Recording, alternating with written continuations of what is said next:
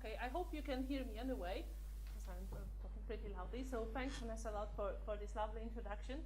And it's our pleasure to be here with you today. We're going to talk about our data champions. So welcome to Cambridge. We love our university, but there is a big problem with our university. It's big.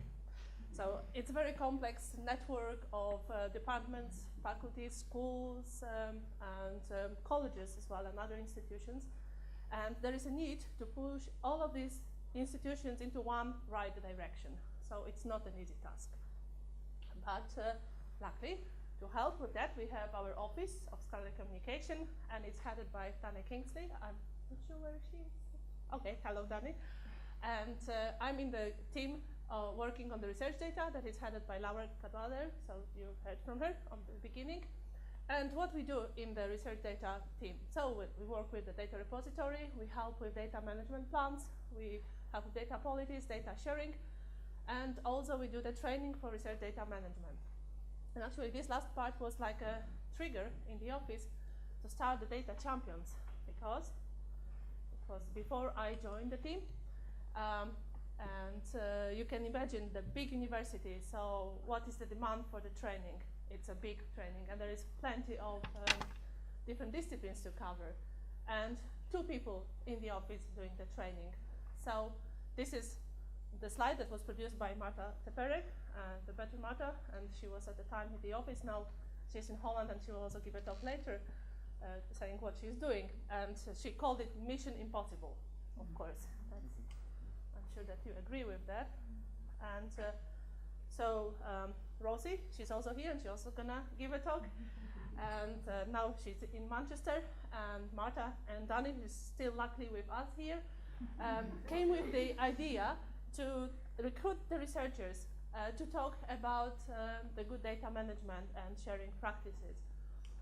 So there was a call for a data champions, and the researchers were recruited from different disciplines, well, mainly life sciences and physical sciences, chemistry, technology, engineering, some humanities, and mainly they were postdocs, students, PIs. So I'm not sure if this works.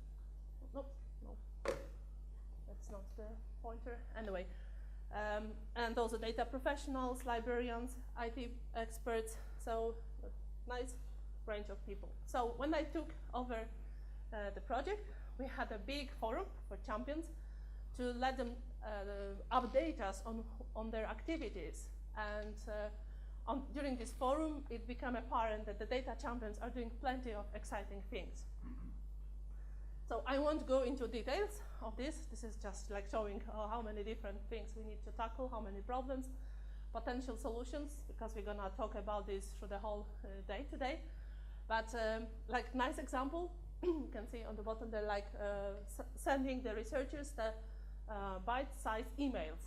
So not to overload them, but like having like a tip of the day for the researchers. So this was a very good idea. And as you learned already from Hardy's talk, that the free food, talking about bites, also works very well to get the people interested in research data management. And likewise, how to convince people to do the fair research. So all this list, not going into details now, but it's to show how the program evolved from the initial idea to help with research data management training. And this is still working very well, and we'll have another excellent talk and example from Claire Castle from chemistry, showing how it can work. But data champions are like going into other directions as well. So some of them, they thought they need to smuggle the research data management bit into more exciting courses, so something that researchers will be, oh, that's interesting.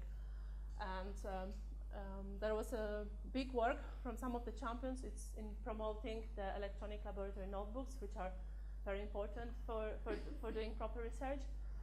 And some of our champions are actually setting the good example on their own persons. So we have fair researchers in data champions. And we're also very proud that we have 4 GISC data champions awarded from our team. So Anna-Marie, Melissa, Andy, and Sergio. Well, congratulations and thanks to GISC again. And of course, there are still problems. So one of the problem is that we do not have many researchers from humanities, and this is something we are trying to get more people more interested to, as we've been already saying today, to convince them that they do have data, because that's like a first step to get over. And unfortunately, still lack or not enough support from the senior researchers. Yes, this is very important to make it happen. Also, like data champions by themselves, they are researchers. They are not paid to do research data management or promoting FAIR. So sometimes their PIs are actually against, oh, you're wasting your time doing that. So definitely this is an issue, and we need to find a solution. So perhaps one of the solutions would be to go into professional things, and this is again pointing to Marta, who's going to talk us about the data steward. So in other places, they may be the solutions. So it can be like a next phase of the program. But I think this is a brilliant. I was a data champion myself, and when I joined, I was so excited about the whole thing, and I still think it's a great thing. The volunteers, they are real researchers. They are really doing research, and yeah, they would be happy to provide the direct feedback of what is needed. And yeah, we also have different opportunities and trainings for champions, and like this event, for example, we hope will be collaborating with all of you. And I'm giving over to Sergio. This one, yeah. Oh, you got this one. Yeah, thanks. Yeah, so I was just, I'm a data champions in the Cambridge part of data champions, and I just wanted to share with you a bit of a personal touch of what it means to me to be a data champion. So for me, it started pretty recently, pretty much when I was a kid. Looking back at it, I was thinking of it like my first data management project was try to sort out my toys and my cards with dinosaurs and cowboys and Indians. And that was a bit of a data management problem, like putting them in different boxes and having them all gathered around, and that was pretty exciting. But then things got serious, and then I got my first job, and then my sister and I, we had to sort out my parents' library, and they had books all over the place, and they had them around 1,000 books or so. And then we just had to create some kind of database so that they could find things more effectively around the house. So my sister and I sort of got on, and we got paid for that, and it was a great thing, sort of as a teenage job. And so one of the struggles that I came across when I was studying chemistry at the university was the need of finding data for my assays and my projects. So we were asked to write sort of physical chemistry assays, and then we had to go to the library and sort of go through books, and mainly textbooks, and then try to get tables out and use those parameters and those data for our projects. And that was quite of a challenge, actually. And then now, based at the Cancer Research UK, and then during my PhD at the EMBL-EBI, I've also been able to see the challenges at sort of a larger scale, and now at the group we're sort of setting up some strategy of how to manage the data, our data efficiently. So this is what we're trying to do in the group at the moment. We have that projects are mainly shared between experimentalists and computational researchers, and so the basic idea is that we move from the initial ideas and the initial scripts when the data is private, and everything goes more into the public and open data as the project progresses. And so yeah, from a computational point of view, we start writing our scripts and developing robust pipelines, then creating figures and tables, and then experimentally the method starts to work. We start answering biological questions. We start writing up the paper and then document the computational code, which finally leads to a paper. We tend to use GitHub to do everything that relates to managing the code. And then we created an account in our lab where the different computational members contribute to that. And then in terms of data, we tend to use sort of biology-specific repositories like the Array Express and the European Nucleotide Archive at the EDI. So there is a lot of exciting things happening in Cambridge. It's amazing the amount of activities that we got across the 150 departments. So this is just a few examples that we're sort of drawing a lot of motivation from different data champions across the university. So I have forums taking place, workshops and tutorials, one-to-one meetings, sort of mentoring schemes taking place too.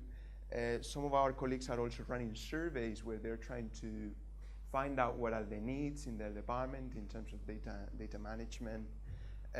This is the energy and driven is mainly by the Office of Scholarly Communication, but also on an individual basis from people at the education department, psychology. So some of us are here in the audience. For instance, we have a very exciting project from like Anne-Marie that I think she's sitting there. So she's running a survey at her department where she's trying to find out what are the needs there with master and PhD students. Very, very exciting. Things happening in economics too, and then also across the life science and physical science, in biochemistry, and in chemistry with Claire Castle that you will hear later, and many more. Yeah, so this is just final slide. These are a few things that I've been involved with. So we created at Wilson College, which is one of the 33 colleges at the university, we created a data science group where master students and PhD students, they come, and then we meet informally, and then we create small workshops on different aspects of data management. So this was the summer program that we had, and we talked about surveys, we talked about GitHub, how to do social network analysis, and this greatly benefited from a program that is running in the college called the Skills for Academic Success program. So another thing that we're doing at the Cancer Research UK is this very exciting workshop called Avoiding Data Disasters. And the idea here is to teach master students and PhD students too how to work with data more effectively, how to back up their data when they come to start doing their initial analysis. Oops, okay. Okay, I probably just gonna go through it quickly. And then, yeah, this is mainly driven by Mark, and yeah, it's been very exciting as part of bioinformatics training. We're also doing very exciting things like chemistry with Claire. You will hear about it later on. And yeah, that's about it. Yeah, thanks.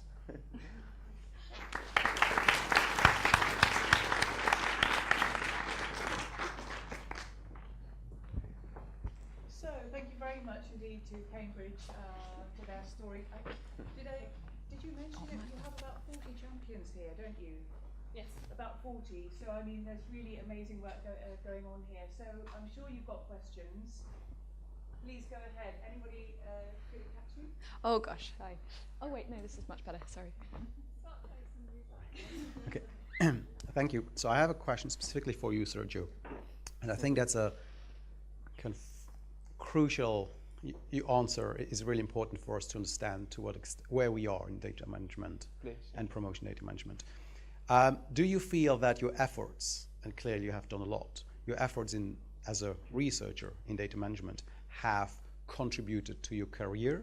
Do you see it, has it been a way to promote your career as a researcher? I think so. I mean, it has helped me develop my training skills.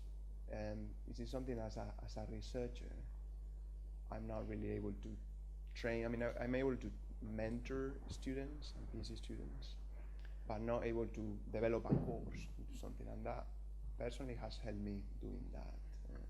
But it's kind of more in terms of career and academically. Have you seen any benefits yet? Not yet. Okay. Not yet, but I mean, I have to say, I only just recently started doing these things, maybe 6 months, 1 year ago. So Probably looking forward to see them maybe long time. Thank you. It would be great actually if the founders would really acknowledge seeing such a thing on the CV for the grant application. Oh, this is someone who really cares about the data, so we can be more convinced that this person would do the good research.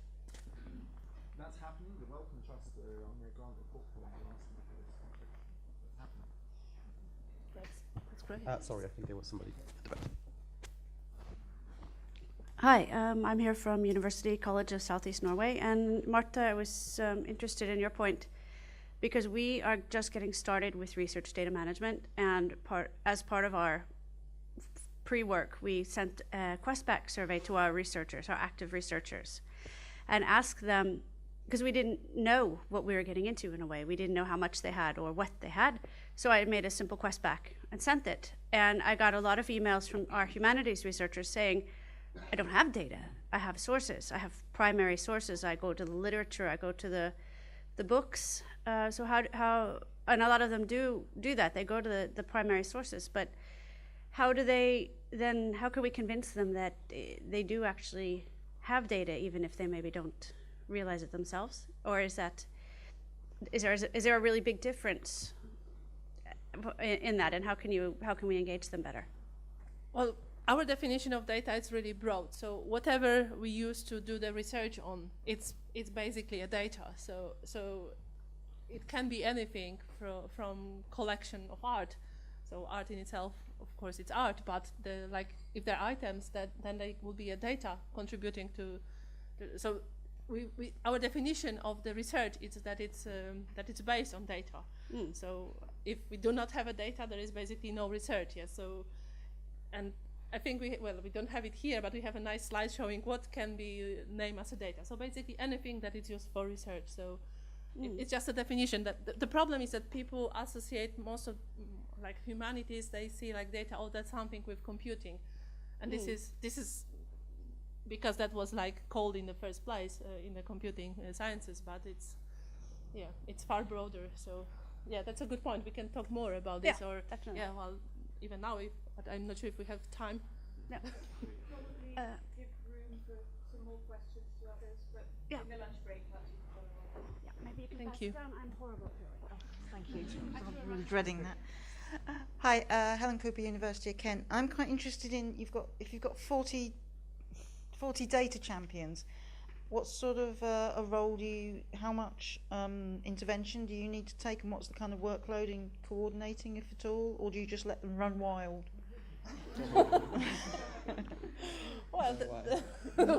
Well, some are running wild without the permission.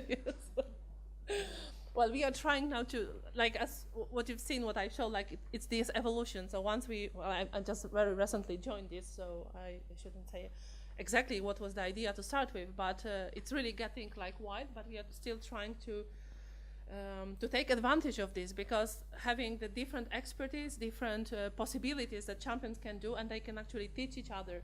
And it's also in different disciplines, there may be a different way that people would like to be contacted, approach. It's not always the same way that people will respond to what we want to say to them. So we are trying to, we have the fora every second month, and we discuss things, and we try to get it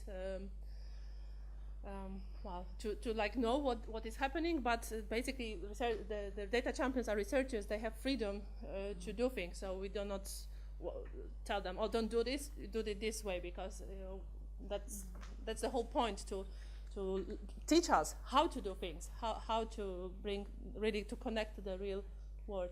If this answers your questions. Yes. Yeah, I was just wondering how much resource you put into it, really. You mean resource how much of your time is devoted to this? Yeah, it's pretty complicated question. Well, maybe Danny wants to answer. Yeah, well, now pretty much, because I'm learning myself about this. So. Oh God.